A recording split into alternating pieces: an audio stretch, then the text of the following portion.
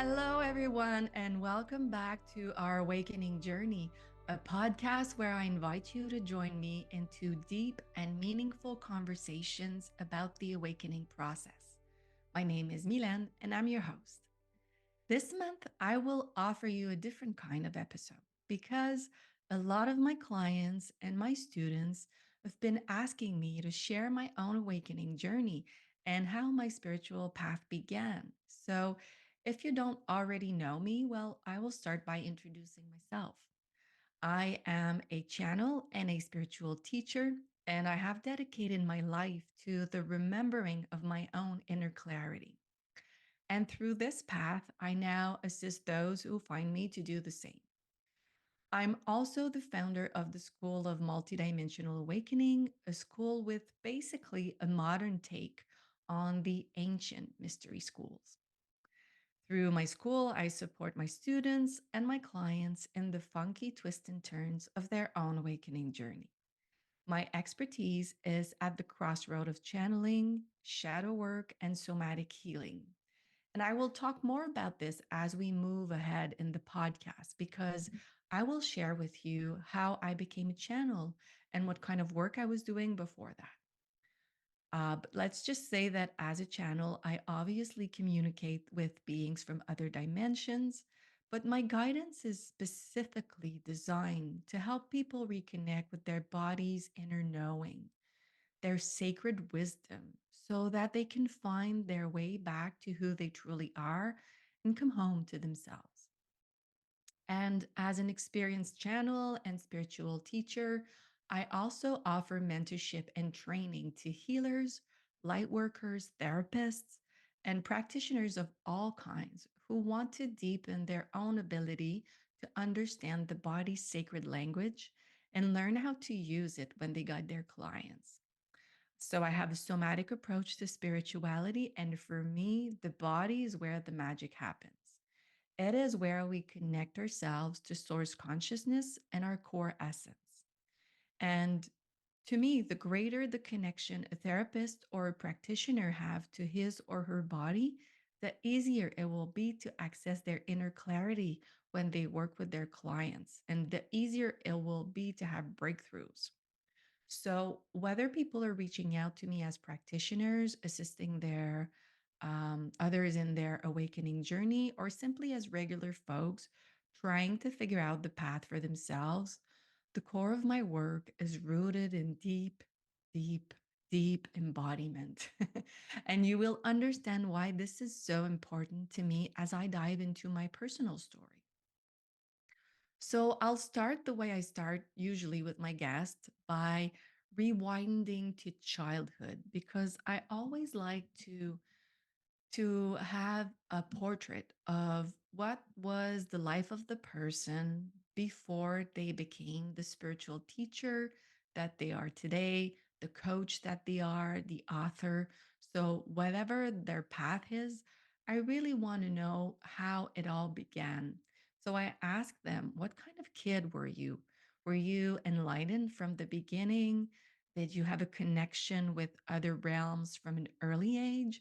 And for me, well, the answer is no.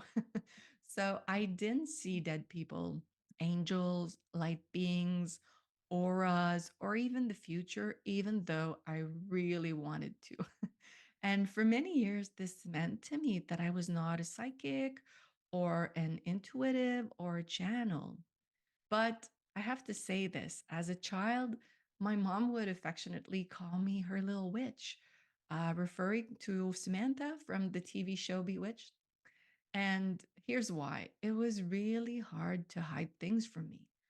I just knew things. So I would, for example, find my birthday gifts in advance because I could see in my mind's eye that they were under the bed, under my parents' bed, and I would discover plans for my birthday party before it happened. I simply knew what people were thinking and feeling all the time. They didn't have to tell me. I didn't have to ask. And even when people were hiding their true emotions, opinions, or thought, it was just obvious to me what was there. So even though I couldn't see light beings and auras and the future and dead people and all of the esoteric shenanigans and phenomenons, I can say that my antennas were bionic. So I was a deeply clear sentient child. And my body worked like a mirror, and it still does today. So I pick up really easily on what is in front of me. So this is how I channel, and I see very clearly what's going on in my client's body, psyche, anatomy, archive, akash. It's like all accessible very easily to me. I can feel it, I can read it, I can see it. It's all that there. I hear it. But I didn't know when I was really young that this was clairsentience. And I discovered this much later in life, a little bit more before my 30s, when it actually became unmanageable. So I guess I can say that my spiritual path really opened up with a dark night of the soul at the age of 11. And yes, it's quite young to have a dark night of the soul, but this is the age where I denounced sexual abuse from an aunt's partner. And little did I know that reporting this abuse would create a tsunami in my family and propel me into the role of the transgenerational cycle breaker. But again, I'm a kid and I can't really see that. I understand that in my 30s, but as a child, I didn't know that. And so at the age of 11, I wrote a suicide letter to my parents because I felt abandoned, obviously depressed, and overwhelmed with the unprocessed pain of the woman in my lineage. The women in my lineage, remember? So remember, I told you how I had a bionic clairsentience and how my body works like a mirror. So, all of their unprocessed hurt, sadness, shame, despair, feeling of worthlessness, and disempowerment were basically flooding my body all at the same time to the point where I didn't have a self anymore. I didn't have a sense of self anymore. I was simply an expression of the unprocessed shadow from my ancestors. And I found out much later that almost every woman in my family had endured abuse in silence, either from the same man as me, or from another one, or from multiple ones. But at the time, it was hidden from me. So I just thought I was on my own. And in the middle of this tsunami, well, I didn't receive all the support I needed. And my parents really did their best, the best they could. But this denunciation was like opening up a can of worms for my whole extended family. And everybody ended up doing what they could to survive the pain and the resurfacing of their own personal trauma because expressing my trauma triggered their trauma and everything became intertwined. So during this period, there was a lot of substance abuse and denial, distortion, betrayal, and so on. So for the kid that I was, it was a very, very difficult period of my life. But looking back, I can also say it was at this precise moment that I was propelled into the remembering of my inner clarity and my divine essence. So, my portal to awakening was the resurfacing of my family's transgenerational trauma and its vivid expression through me, through my little body. So, the bigger the denial was from everyone, the more distressed I became. And I'm not sharing this to blame anyone from my past. Let's be clear. As I said, everybody was in survival mode. I'm sharing this because I know a lot of you will relate. I was feeling the pain nobody wanted to feel. I was seeing the lies and the abuse nobody wanted to see. And I was processing the gunky, heavy emotions that nobody wanted to process or even knew how to process. So, looking back, I now see that my soul had chosen for this lifetime to be the guardian of integrity, and my role was to not let the abuse, the pain, and the emotion emotional suffering be silenced and go back into the unconscious realm ever again. So maybe you're listening to this and you remember that you also chose to be a guardian of integrity. And being a guardian of integrity is not an easy path. At the time, it was so overwhelming that it led me to engage into deep soul searching in my teenage years and my young adult life, and I'm still doing it today. So, this means I did a lot of therapy, inner digging, spiritual seeking, but mostly a lot of shadow work, which is now core to all my teachings. During the peak of the process, my dark night of the soul, so during the peak of the process at the end of my bachelor degree, I think, I couldn't work. I couldn't function in society, even if I tried really, really hard. I was sick all the time. I would sleep about 18 hours a day, and I felt completely hopeless. I went through multiple burnouts. I constantly and unconsciously chose to engage with very toxic partners, very toxic relationship with men. And for a period of time, I was also lost into substance abuse. So, in a really strange, not so strange way, my spiritual path was intertwined with a lot of destructive behavior, especially in the beginning. This is very common because a dark night of the soul is meant to awaken you, but before the breakthrough happens, you're in the dark, dark, dark, dark. And I was deep. I will give an example so that maybe some of you can relate. So I couldn't work anymore. As I said, I was sleeping 18 hours a day. And when I was awake, 6 nights out of 10, out of seven, sorry, not out of 10. So, like 6 nights a week, I would go out to bars with my friends, pretending I was fine and drink to the point that I don't remember much of those years, much of those evenings. I was deeply dissociated from my PTSD. And I didn't know that alcohol was making it worse. So, after an evening or maybe several evenings of intoxication, I would show up to my therapist office to try to heal all of this transgenerational unprocessed pain.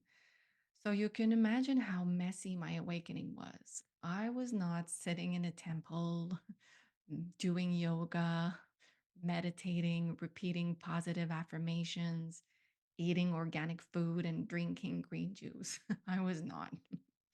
And alcoholism is very central in my family. So, fortunately, I never was addicted to alcohol. And when things eventually started to unfold more clearly for me, it was easy to let it go. So, thank God. But during these messy years, beside drinking and going to my therapist's office with a hangover, I would also go see all the psychics I could get my hands on in my hometown. This is before the internet was a thing. So this is the time before everyone had a really nice web page, website, a Facebook page. You didn't really know what to expect when you booked an appointment. And some of these psychics were really good, really helpful, really impressive, really, really a gem in my life. And others were plain mediocre, but somehow I could always tell which one of them were like the real deal because something powerful would start opening up inside of me. I would get an energy activation, my chakra would start to vibrate, or I would start to see things very clearly and feel a deep presence emerging within myself. The psychic, the good ones, would often say to me, "So, Mylène, you're psychic." And I didn't understand what they meant. As I said in the beginning, I didn't see the future or dead people. So I certainly was not a psychic or a channel. And that was a puzzle to me. During this muddy, messy period, aside from visiting psychics, I would also reach out to doctors, like real ones, and psychotherapists to try to figure out why I was so tired, in pain, and depressed all the time.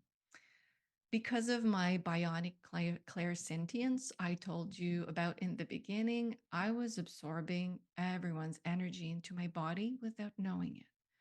So, yes, my inner clarity was bionic. It still is. But it was also very dysfunctional. So, as an example, if I sat next to someone that had thyroid problem, I would feel my thyroid contract and be in pain instantly. If someone had a headache, the same, I would end up with a headache. If I spent an evening with a friend that had like difficult issues, or for example, was sad but refused to acknowledge it, I would burst into tears in my car on my way back home, not knowing why I was crying. I would feel people's pain and emotions from distance, hear their fear, and sometimes have their whole being camping inside of me. So, I also have to say, because of the history of trauma and sexual abuse and substance abuse in my family, I had really, really, really poor boundaries, which made things definitely worse. I didn't live inside of my body, and this made me a Velcro for all the low vibration of the astral plane and the human plane.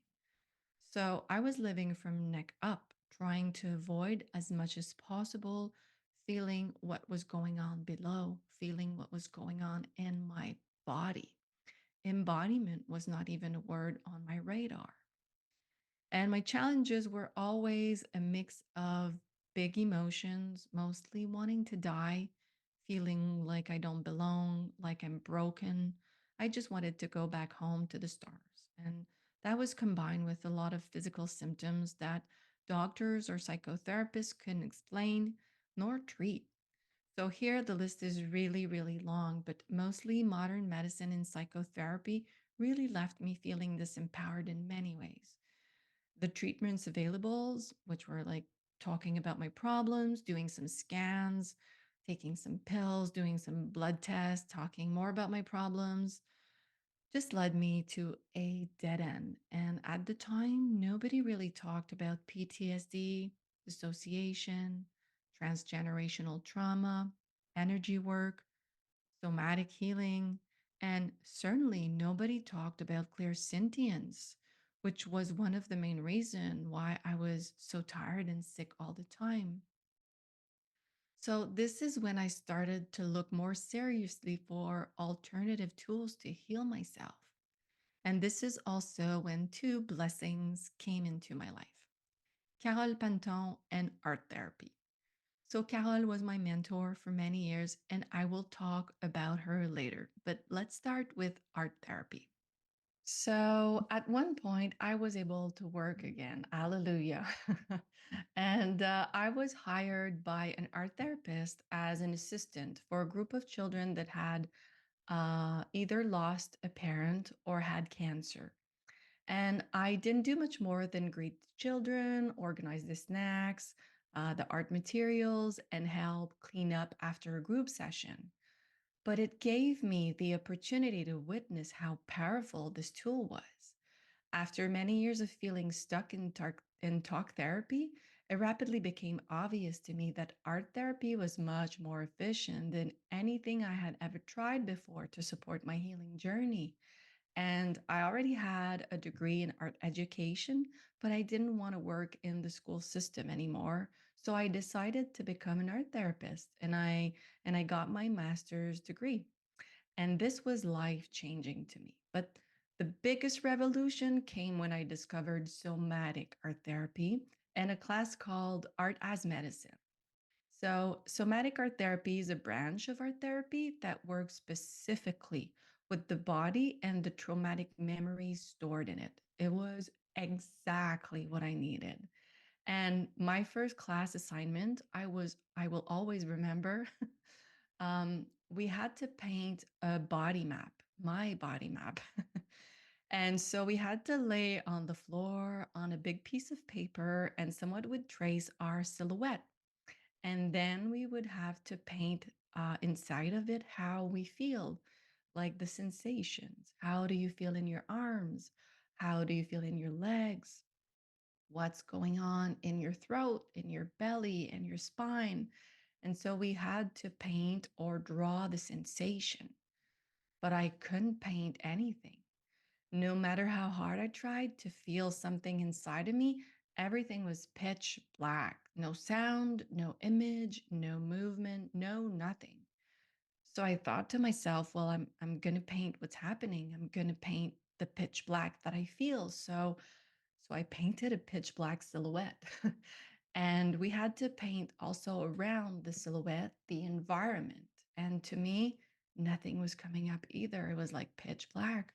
So I started painting a pitch black silhouette in a pitch black world, which really scared my teacher at the time. And she was right because I'm laughing now, but in the moment, it wasn't funny because it was an alarming sign of dissociation.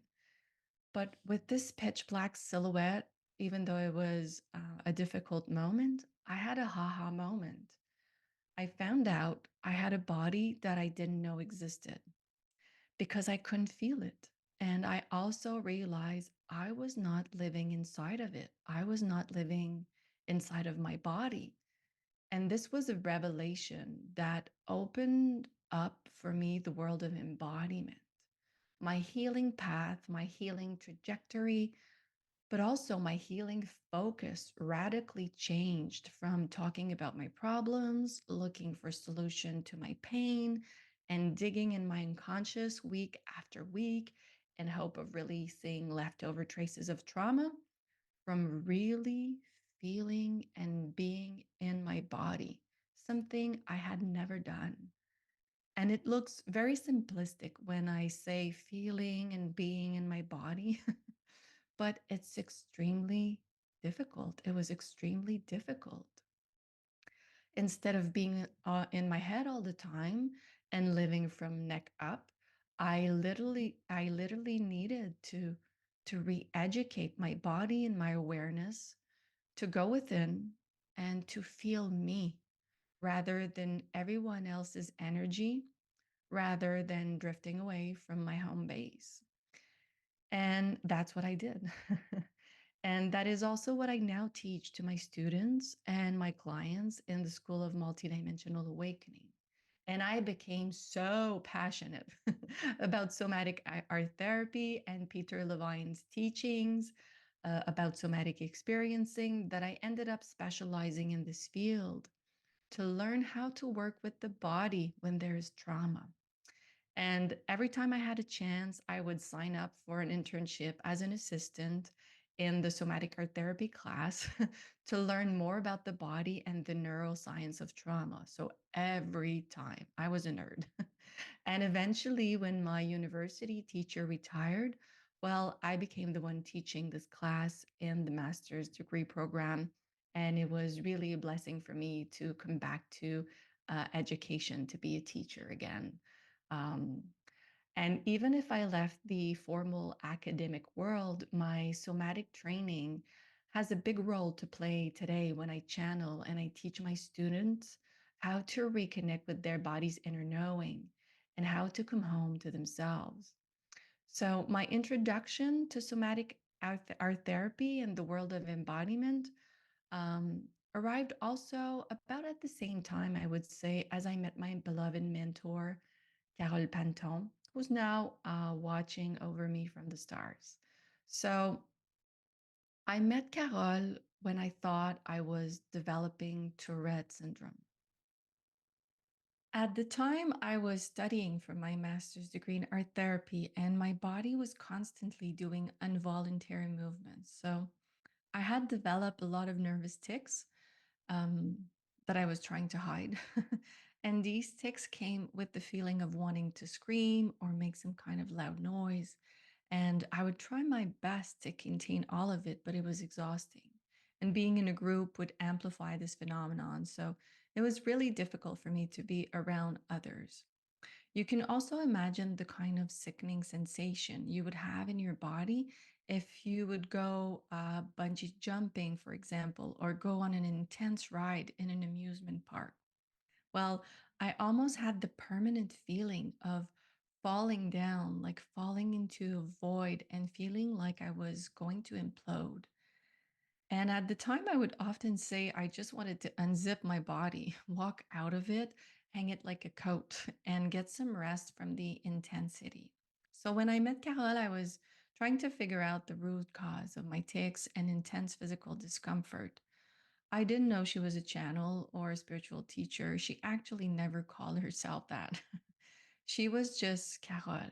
And Carole had access to all the conscious and invisible dimension that exist in our universe, in the quantum. And I guess the best way to describe her is that she could see beyond the physical reality and get you connected to your true self like no one else. I got her number from a chiropractor who actually didn't know how to help me anymore. And he strongly recommended her, but he couldn't really tell me what she was doing. She didn't have a website, a professional title, or a business card. And I reached out to her in a very intuitive way, not knowing what to expect. And when I met her for the first time, she appeared to me like a very simple woman. There wasn't anything esoteric or quote unquote spiritual about her or about her office. And she was very different from all the psychics, the spiritual guides, and the healers I had met before. And when she asked me why I booked a session with her, well, I started telling her my story and the fact that I had a lot of tics and inner discomfort. And right in the middle of one of my sentences, she stopped me and said, "Who's talking?" And her question left me puzzled. I didn't understand what she meant. So I introduced myself again. I said, "My name is Mylène," thinking maybe she was a little bit confused or she didn't catch my name in the first place or something like that.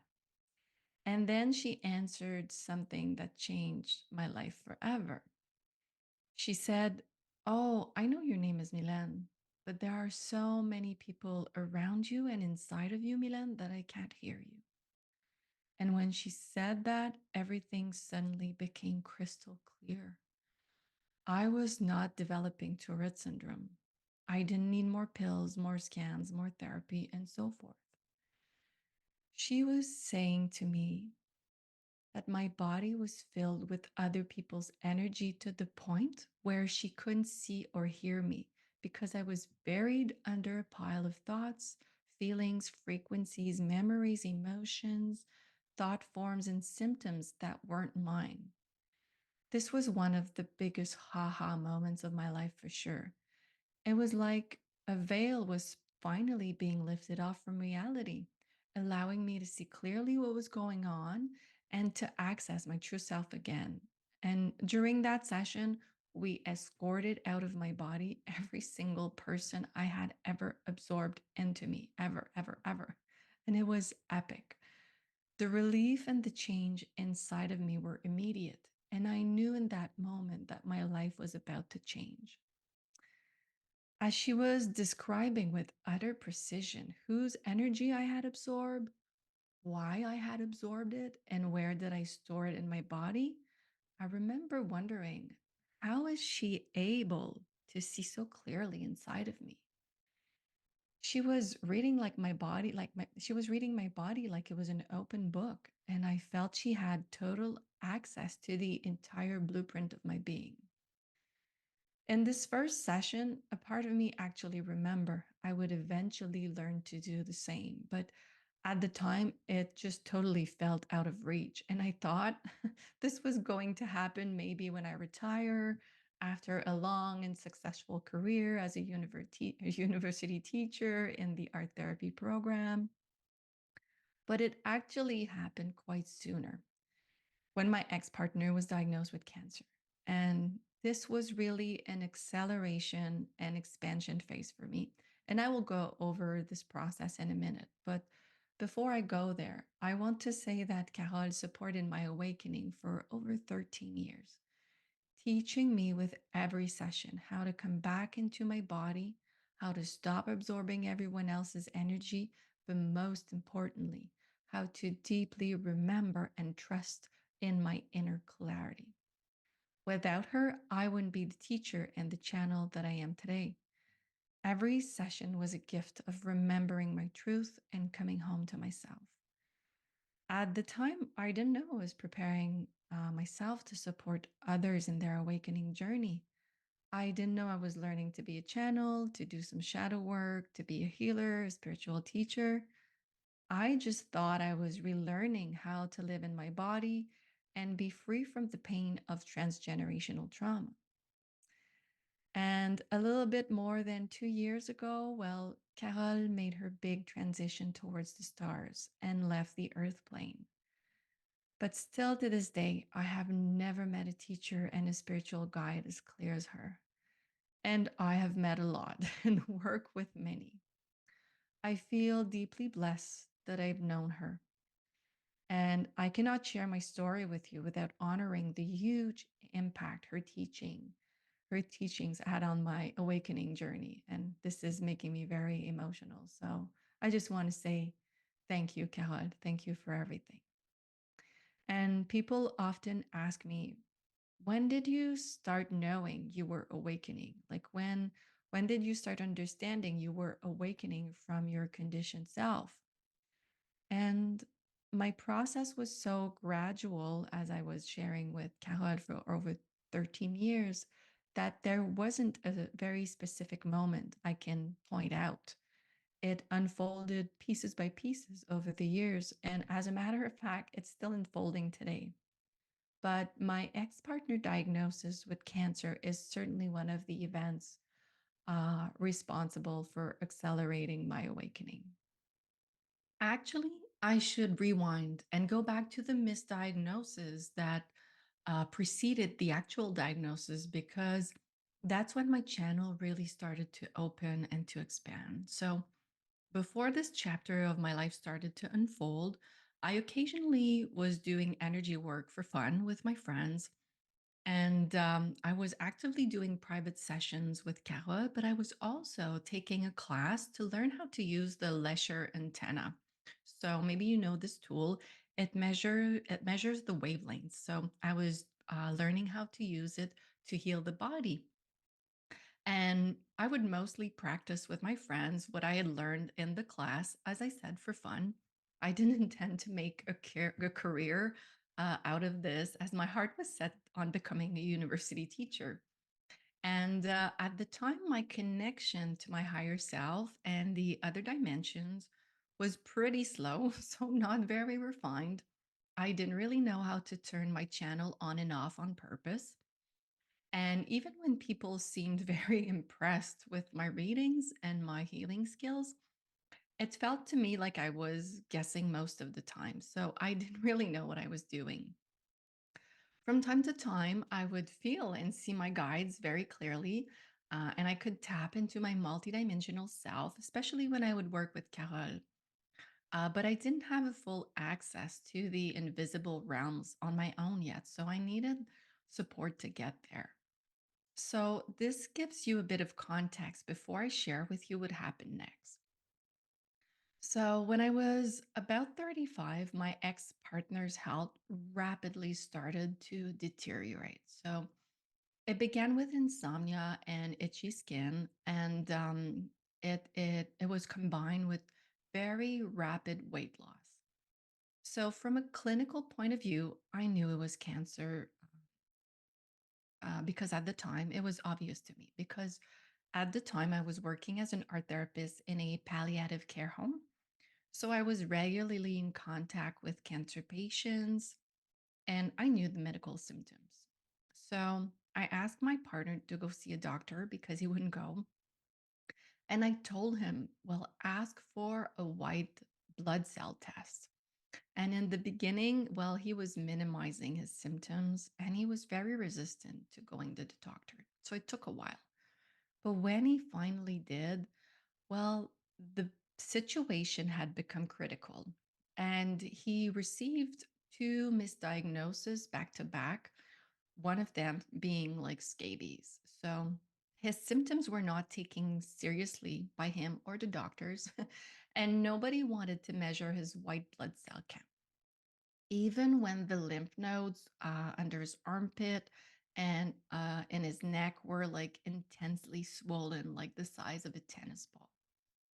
So, as I said, this was obvious to me that it was cancer, but Like his health was going downhill at the speed of light. And at the peak of it all, that's when I started to see clearly what I would describe as the angel of death, like following him around the house.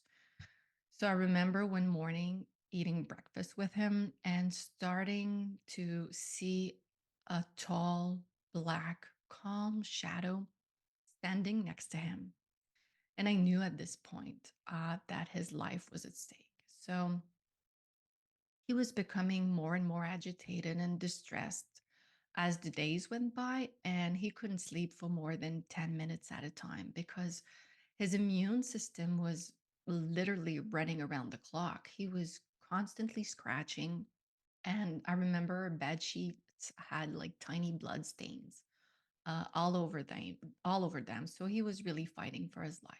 And since the doctors would send him home with like ridiculous diagnosis and no help, well, I started improvising energy sessions for him. So in the beginning, I was kind of pretending to be a shaman to make him laugh. So I would improvise in our living room, like movement and sound and prayers to try to brighten up the mood. So it was quite strange, but when I would stop, he would ask me to keep on going.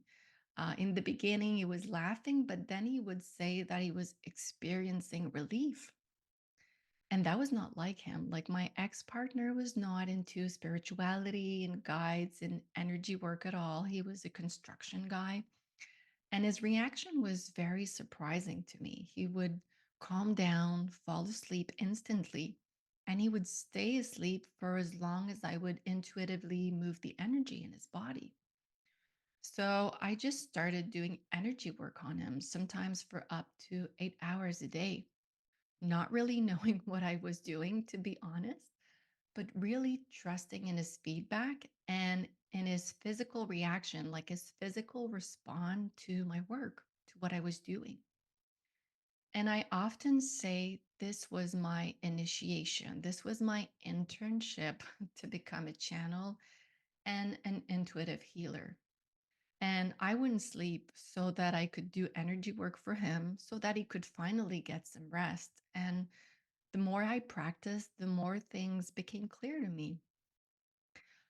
He was eventually admitted to the hospital emergency and hospitalized because of the seriousness of his health condition. And nothing would relieve him except when I would work on him, when I would do the energy work. Even the strongest drugs had no effect on his symptoms, and the doctors didn't really know what to do.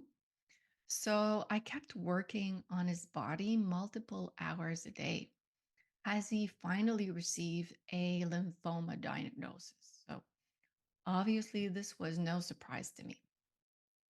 And I would lay next to him in the hospital bed and use my hands to feel where the energy was stuck. And I could feel in my hands where the energy was not moving. And as I was doing that, I began seeing all the emotions, all the conflicts, all the transgenerational patterns and trauma that he had stored in his lymph nodes. And I have to say, being so close to death made him open up like never before. So the intensity of the experience was kind of breaking him open. So open that I was able to share with him every single piece of information I would access in his body. So, for example, I would access precise memories of his childhood I didn't know about and help him release the unprocessed emotions. I also started to access his Akash and to see his past lives. His guides would start asking me to deliver messages while guiding me to do the energy work in his body. And I was as flabbergasted as he was. I didn't know I could do such a thing. And during this period, we weren't receiving the help we needed because all of the specialists we reached out to were in a fog. Well, I just had to trust deeply. in my own inner guidance. There was nobody else to rely on, even in my spiritual community. Like they were puzzled, they didn't know what was happening. And I had no choice but to dive really deeply inside of me to give him the help he needed. I didn't want my partner to die, you know? This was a huge motivation. And out of fear of losing him, a part of me simply surrendered to the guidance of the higher realms because we had nothing else to turn to. So my inner clarity was all that we had. And we both began to trust in it unconditionally. And I can see now how the absence of help and clear diagnosis was perfectly orchestrated by the divine for me to open up my channel. It was the only way to get me out of my head and into my heart and to awaken me to a higher consciousness and a level of inner clarity I would have never tapped into if we just kept on leading our undisturbed, regular life. And maybe as you're listening to this, you remember a moment in your own life where there wasn't anybody to turn to. Or maybe you're going through something very difficult right now in your life, feeling like there's nobody to turn to right now. And I just want to say, I know how challenging this can be, but this is your moment. This is the moment for you to awaken to your deeper self and to turn inward to trust your light like never before. And your head might be saying to you right now, well, this is a very nice story, Mylène. Thank you for sharing. But I do not have the special gift that you have. I hear people say this all the time. They think, oh, I don't have this in me, or I don't know how to do it. And if you're going through a crisis right now, or just a difficult time, I want to remind you that I didn't know how to do this either. I didn't. I had no clue. And this is a normal phase of awakening, not knowing. It's part of our journey back to the divine within ourselves. Trusting in my inner clarity is something I have learned, but mostly practice over and over again. And I am so convinced it has nothing to do with having a gift, having a special gift, that I created a school to break down the process and to support beautiful souls like yours in their remembering journey. We are much more powerful than we think we are. You are much more powerful than you think you are. And if you're ready to awaken to your multidimensional self and to learn how to trust deeply in its guidance, well, I want you to know I'm here to assist. Actually, many teachers on earth are here to assist you, to serve others in their awakening journey. So please do not hesitate to reach out because you do not have to do this alone. I will say this again. You do not have to do this alone. Remember it, please. And with that being said, you're probably wondering right now what's going on with my ex partner. Is he still alive? Because I didn't finish the story. And the answer is yes, he is. So he eventually started chemo, and we kept doing intense energy work during his treatments. And within about a year, he was back on his feet. It was a very rapid remission, considering his critical condition in the beginning. And while he had cancer, we were so flabbergasted with everything that was happening to us on a spiritual level. And here I'm just sharing like the tip of the iceberg with you because there's many stories inside of this cancer story.